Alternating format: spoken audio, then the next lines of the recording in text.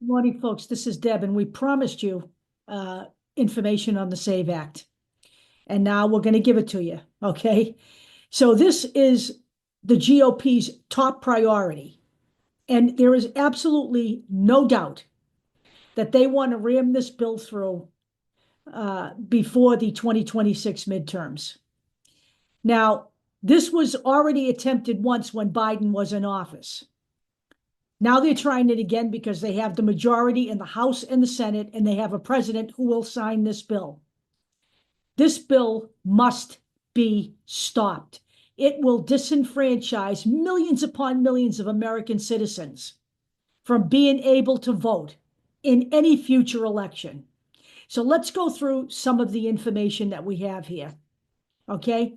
First of all, there is no danger of illegally voting in this country that has any impact on the outcome of an election. There are already federal laws in place so that you cannot vote illegally. It is punishable by up to 5 years in prison. The election officials already use state and federal data from both the Social Security Administration and the Department of Homeland Security to verify an individual's ability to cast a ballot in this country. The SAVE Act takes the burden off federal election officials and puts it squarely on the backs of the American people. And we're going to tell you why that's a problem. Because under this act, a citizen would have to present either a valid birth certificate or a passport to prove citizenship when registering to vote. Or even if this person were changing their party affiliation or changing their address, okay, if they were moving. This means no more driver's licenses can be used, no more real IDs, no more military IDs, and no more tribal IDs, okay? Now, to some people, presenting a birth certificate or a passport sounds simple, okay? Now, let's go into that. This documentation must be provided in person, which effectively ends voter registration drives across the nation and eliminates online registration overnight, which 42 states rely on, okay? It is totally unworkable for more than 60 million people who live in rural areas, okay? Half of American citizens do not have a passport. Here's some perspective. 153 million people voted in the 2024 election, and 146 million people in the United States do not own a passport. It is also known that people with higher incomes own passports. People with lower incomes do not own passports, okay?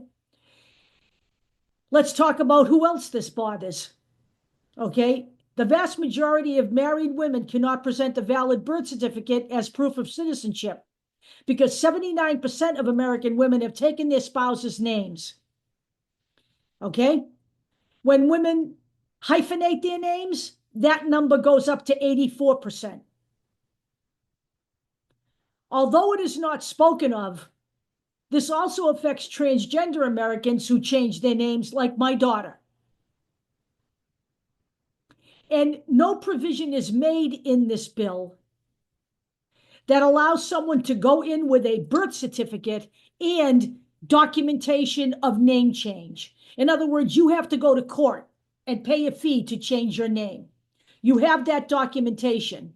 You also have the final documentation, say, on your birth certificate. You have an old birth certificate and a new birth certificate.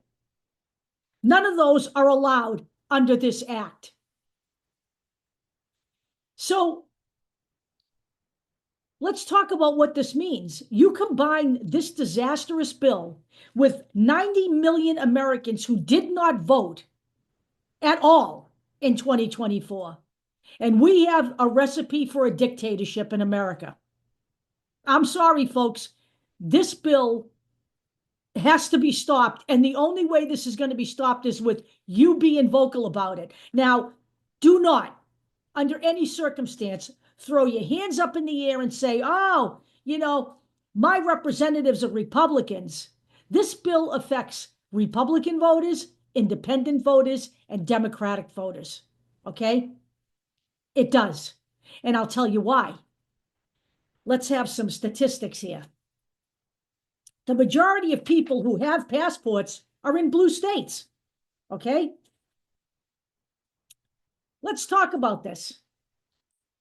In 7 states, less than 1/3 of citizens have a valid passport. West Virginia, Mississippi, Alabama, Arkansas, Kentucky, Louisiana, Oklahoma, all red states. Your Republican senators and congresspeople need to be reminded of that, okay? Here are the 4 states where more than 2/3 of citizens have a valid passport: New York, Massachusetts, California, and New Jersey. In New Jersey, 4 in 5 people have a passport. They're all blue states. Okay? By the way, women who change their names and take their husbands' names, more Republican and Republican-leaning women change their names. Democratic women and Democratic-leaning women tend not to take their husbands' names. These are all points that you can use when you are calling your Republican legislators.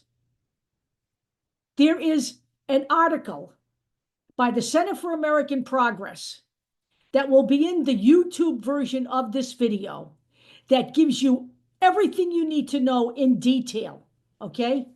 This bill affects everyone, but it disproportionately affects the middle and lower class people, women, and other minorities like transgender people, other marginalized communities like those people in the Native American community who can no longer use their tribal IDs.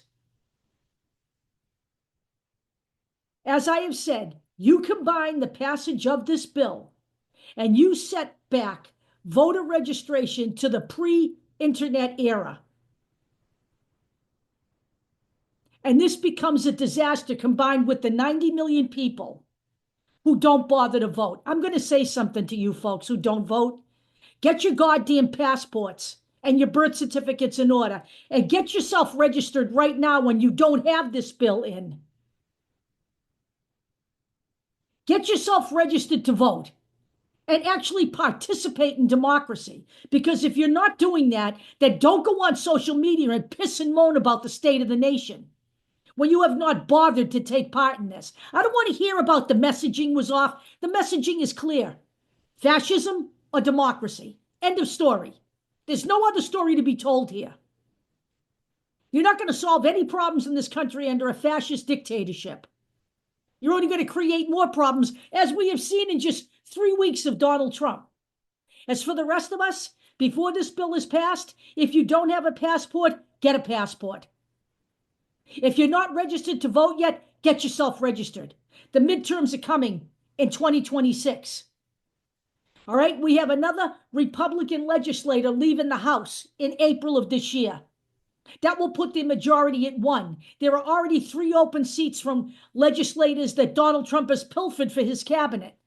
We can win some of those back. But either way, the Republicans after April will have a 1-seat majority. We need to focus on winning back this country. Get yourself registered to vote right now. I will talk to you all later.